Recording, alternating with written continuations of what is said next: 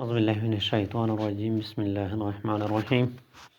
میں ہوں محمد جلیل خان مخلص، ماہر مضمون اردو، اور آپ دیکھ رہے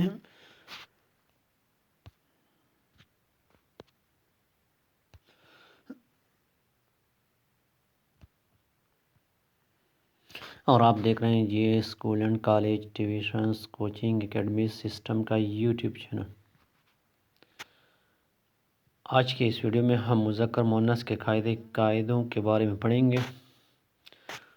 تو ویڈیو میں ہم مذکر و مؤنث کے قاعدے پڑھیں گے، اس کے لیے سب سے پہلی بات آپ کو یہ سمجھ لینی چاہیے کہ مذکر مؤنث دو طرح کے ہوتے ہیں۔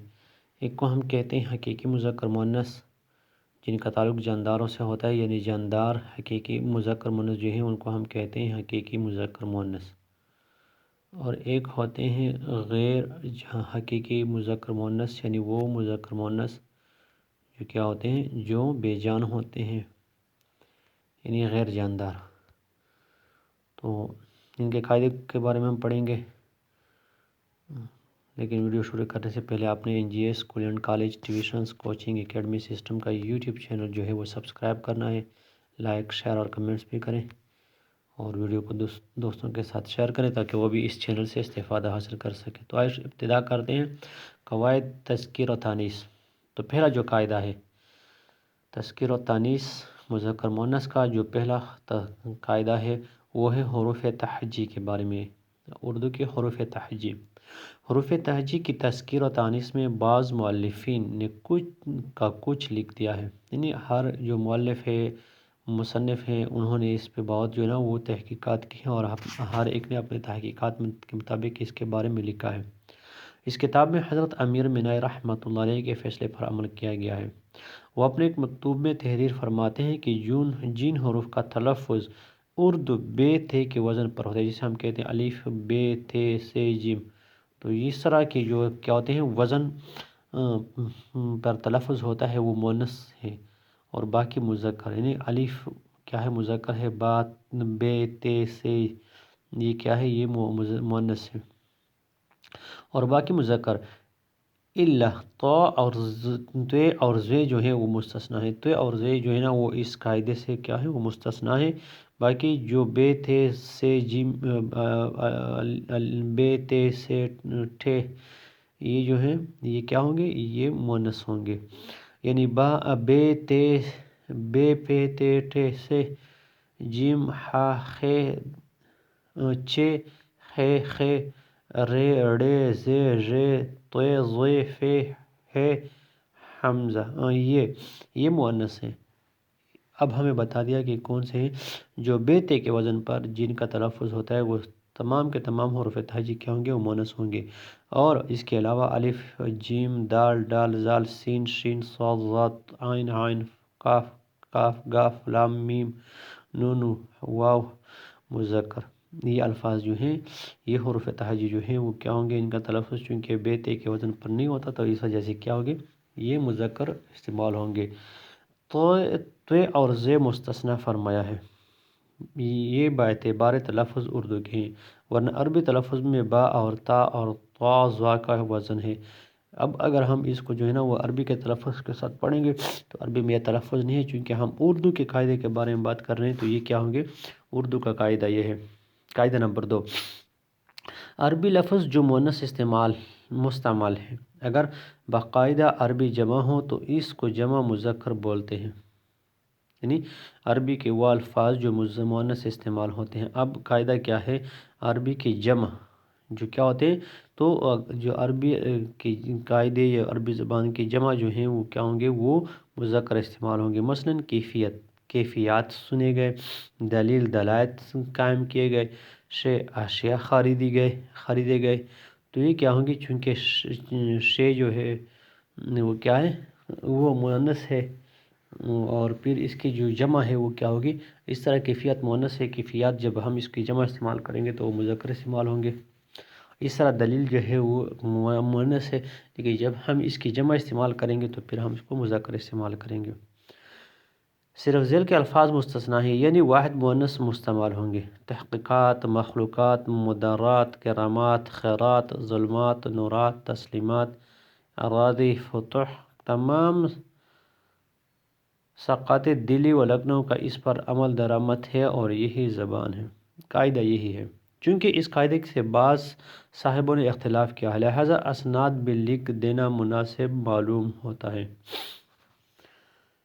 قاعدہ نمبر 2.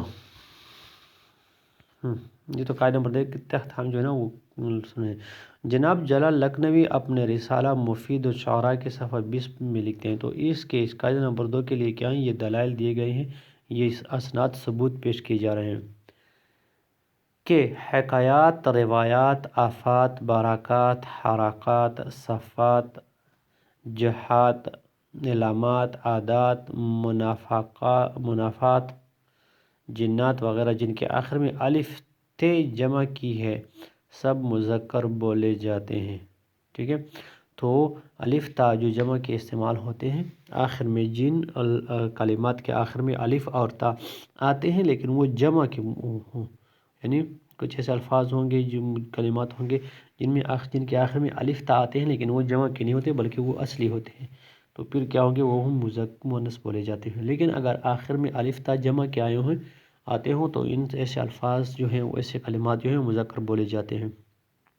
حضرت امیر مینائی رحمہ اللہ نے برہان کی جمع براہن مذکر کو مذکر لکھا ہے. تو جب سنے ایسے براہین، یہ ہوا وہم کا حال، خم کیا سر کو لیے دوڑ کے دانش کی قدم. فصیح الملک داغ دہلوی نے صفت کی جمع صفات اور شفقت کی جمع اشفاق کو مذکر کہا ہے.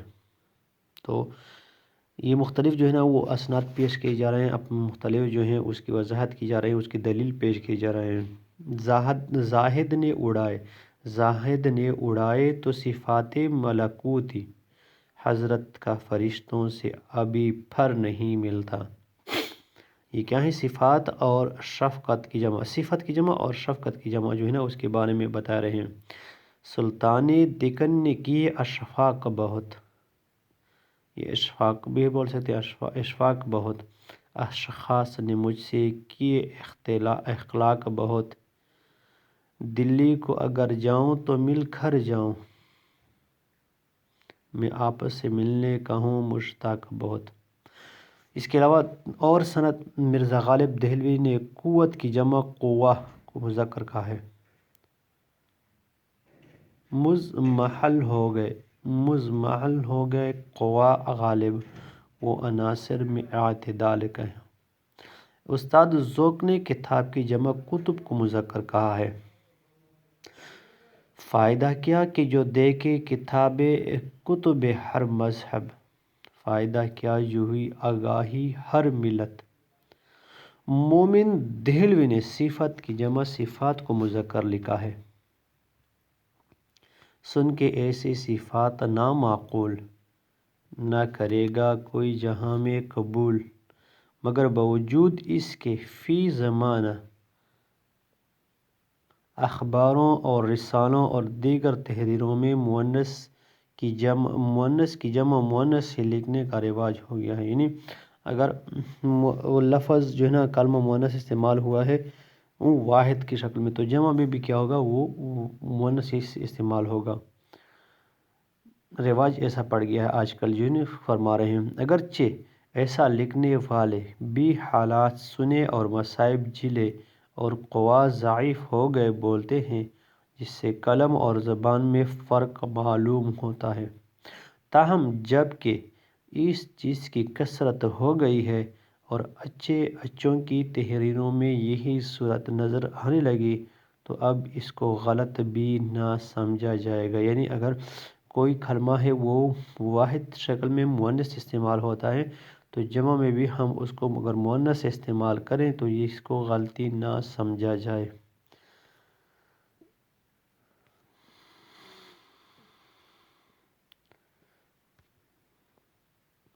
تو یہ تھے آج کے 2 قاعدے. سب سے پہلا قاعدہ جو ہم نے پڑھا وہ کیا ہے؟ وہ یہ کہ اردو کے حروف تہجی جو بے اور تے کے وزن پہ استعمال ہوتے ہیں بولے جاتے ہیں وہ کیا ہوں گے، وہ تمام مؤنث استعمال ہوں گے۔ اس کے علاوہ جو ہے باقی جو حروف تہجی ہیں وہ کیا ہوں گے، وہ مذکر ہیں، لیکن یہاں پہ لکھا گیا ہے کہ طے اور زے اس سے مستثنی ہیں، یہ اس سے باہر ہے۔ دوسرا جو قاعدہ استعمال ہوا ہے وہ عربی کے وہ الفاظ جو مؤنث استعمال ہوتے ہیں، وہ اگر ان کی ہم کیا کر لیں عربی قاعدے کے مطابق جمع بنائیں تو وہ کیا ہوں گے، وہ مذکر استعمال ہوں گے۔ لیکن اگر ان کو مؤنث استعمال کیا جائے، یعنی ان کلمات کی جمع کو بھی ہم مؤنث استعمال کریں تو بھی کیا ہے، اس میں کوئی جو ہے نا وہ خرابی نہیں، غلطی نہیں ہے، اس میں کوئی مظاہرے کا نہیں، ہم اس کو استعمال کر سکتے ہیں۔ تو مذکر اور مؤنث کے قاعدے جو ہیں وہ انتہائی اہم ہیں۔ یہ قاعدے جو ہم پڑھ رہے ہیں یہ غیر حقیقی یعنی بے جان چیزوں کے بارے میں ہیں، بے جان مذکر مؤنث کے بارے میں ہیں، تو ان میں عموماً جو ہے نا وہ بہت زیادہ کنفیوژن ہوتی ہے، الجھن ہوتی ہے بچوں کو، طلباء کو، عموماً بڑے لوگوں کو بھی اس میں جو ہے نا جو الجھن ہوتی ہے۔